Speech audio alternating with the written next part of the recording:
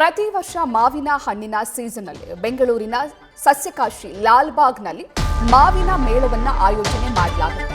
ಅಂದ್ರೆ ಗ್ರಾಹಕರು ನೇರವಾಗಿ ರೈತರಿಂದ ಮಾವಿನ ಹಣ್ಣನ್ನ ಖರೀದಿ ಮಾಡಲು ಅನುಕೂಲವಾಗುವಂತೆ ಈ ಮಾವಿನ ಹಣ್ಣಿನ ಮೇಳವನ್ನ ಆಯೋಜನೆ ಮಾಡಲಾಗುತ್ತೆ. ಆದರೆ ಈ ಬಾರಿ ಈ ಮಾವು ಮೇಳದ ಘಮ ಲಾಲ್ಬಾಗ್ನಲ್ಲಿ ಕಡಿಮೆಯಾಗುತ್ತದೆ.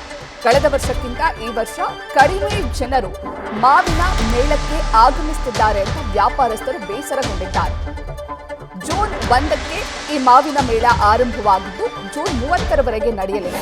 ಆದರೆ ಮೇಳದಲ್ಲಿ 150ಕ್ಕೂ ಹೆಚ್ಚು ಸ್ಟಾಲ್ಸ್ಗಳಿದ್ದು ವಿವಿಧ ಜಿಲ್ಲೆಗಳ ರೈತರು ಭಾಗಿಯಾಗಿದ್ದಾರೆ. ಮಲ್ಲಿಕ, ರಸಪೂರಿ, ಸಿಂಧೂರಿ ಸೇರಿ 100 ತಳಿಗಳ ಮಾವಿನ ಹಣ್ಣನ್ನ ಇಲ್ಲಿ ಮಾರಾಟ ಮಾಡಲಾಗುತ್ತೆ.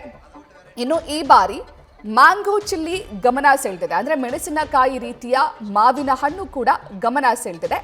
ಆದರೆ ಈ ಮಾವಿನ ಮೇಳಕ್ಕೆ ಜನರು ಕಡಿಮೆ ಸಂಖ್ಯೆಯಲ್ಲಿ ಆಗಮಿಸುತ್ತಿದ್ದಾರೆ ಅಂತ ರೈತರು ಬೇಸರಗೊಂಡಿದ್ದಾರೆ.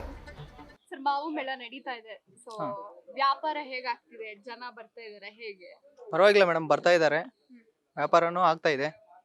ಒಂದೊಂದ್ ದಿನ ಸ್ವಲ್ಪ ಕಡಿಮೆ, ಒಂದ್ ದಿನ ಸ್ವಲ್ಪ ಜಾಸ್ತಿ ಆಗುತ್ತೆ. ನೀವ್ ಅನ್ಕೊಂಡಿರೋ ಅಷ್ಟು ಜನ ಬರ್ತಿದಾರ? ಇಲ್ಲ ಮೇಡಮ್, ಇನ್ನೂ ಬರ್ತಾ ಇಲ್ಲ. ಹಾ. ಲಾಸ್ಟ್ ವರ್ಷನೂ ಇಲ್ಲಿ ಸ್ಟಾಲ್ ಇಟ್ಟಿದ್ರ? ಸ್ಟಾಲ್ ಇಟ್ಟಿದ್ವಿ ಮೇಡಮ್. ಅವಾಗ ನಮ್ದಿಲ್ಲ, ಇದು ಒಂದ್ ಸ್ಟಾಲ್ ಇತ್ತು ನಮ್ದು. ನಮ್ಮ ಬಂಗಾರಪೇಟೆ, ಕೋಲಾರ, KGF ತಾಲೂಕಿಂದ ಒಂದು ಸ್ಟಾಲ್ ಮಾತ್ರ ಇತ್ತು. ಈ ಸರಿ 5 ಸ್ಟಾಲ್ ಆಗಿದೆ ನಮ್ದು. ಓಕೆ, ಜನ ಎಲ್ಲ ಮಾವಿನ ಹಣ್ಣು ತಗೊಂಡು ಏನ್ ಹೇಳ್ತಾರೆ? ಚೆನ್ನಾಗಿದೆ, ರಿವ್ಯೂ ಎಲ್ಲ ಚೆನ್ನಾಗಿದೆ ಅಂತ ಹೇಳ್ತಾ ಇರ್ತಾರೆ. ಸ್ವೀಟ್ ಎಲ್ಲ ಚೆನ್ನಾಗಿದೆ ಅಂತ. ಸರ್, ಮಾವು ಮೇಳ ನಡೀತಾ ಇದೆ. ಜನರ ರೆಸ್ಪಾನ್ಸ್ ಹೇಗಿದೆ? ನೀವ್ ಅನ್ಕೊಂಡಿರೋ ಅಷ್ಟು ಎಕ್ಸ್ಪೆಕ್ಟ್ ರೀಚ್ ಆಗಿದ್ದೀರಾ? ಎಕ್ಸ್ಪೆಕ್ಟ್ ಏನೂ ರೀಚ್ ಆಗಿಲ್ಲ ಮೇಡಮ್. ಮತ್ತು ಜನ ರಿಯಾಕ್ಷನ್ ಮಾತ್ರ ಚೆನ್ನಾಗಿದೆ.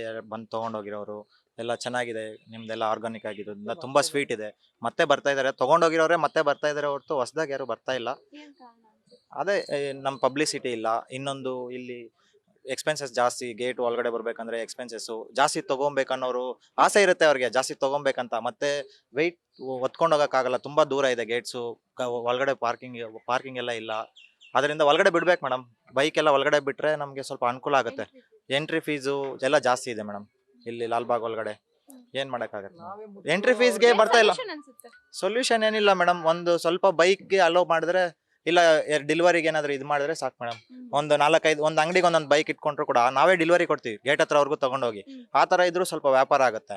ಅವ್ರನ್ನೂ ಬಿಡಲ್ಲ, ಇಲ್ಲ ನಾವು ಹೋಗ್ಬೇಕಂದ್ರೆ ತುಂಬಾ ಕಷ್ಟ ಆಗುತ್ತೆ ಮೇಡಮ್. 10 kg ತಗೊಳ್ಳೋರು 1 kg ತಗೊಂತಾರೆ. ಯಾಕಂದ್ರೆ ನಮ್ಗೆ ಹೊತ್ಕೊಂಡು ಹೋಗಕ್ ಬಾರಪ್ಪ. ವಯಸ್ಸಾದವ್ರು ಬರ್ತಾರೆ, ಅವ್ರಿಗೆ ಆಸೆ ಇರುತ್ತೆ ತಿನ್ಬೇಕಂತ. ನಮ್ಮ ಮಕ್ಳು ಕೊಡ್ಬೇಕು, ನಮ್ಮ ಮೊಮ್ಮಕ್ಳು ಕಳಿಸ್ಬೇಕು. ಎಲ್ಲೋ ಹಾಸ್ಟೆಲ್ ಇರ್ತಾರೆ, ಅವ್ರಿಗೆಲ್ಲ ಕಳಿಸ್ಬೇಕು.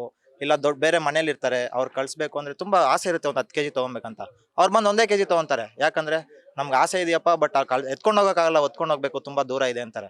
ಅದರಿಂದ ಅವರು ಲಾಲ್ಬಾಗ್ ಅವ್ರು ಸ್ವಲ್ಪ ಯೋಚನೆ ಮಾಡಿ ಅನುಕೂಲ ಮಾಡ್ಕೊಡ್ಬೇಕು ಮೇಡಮ್.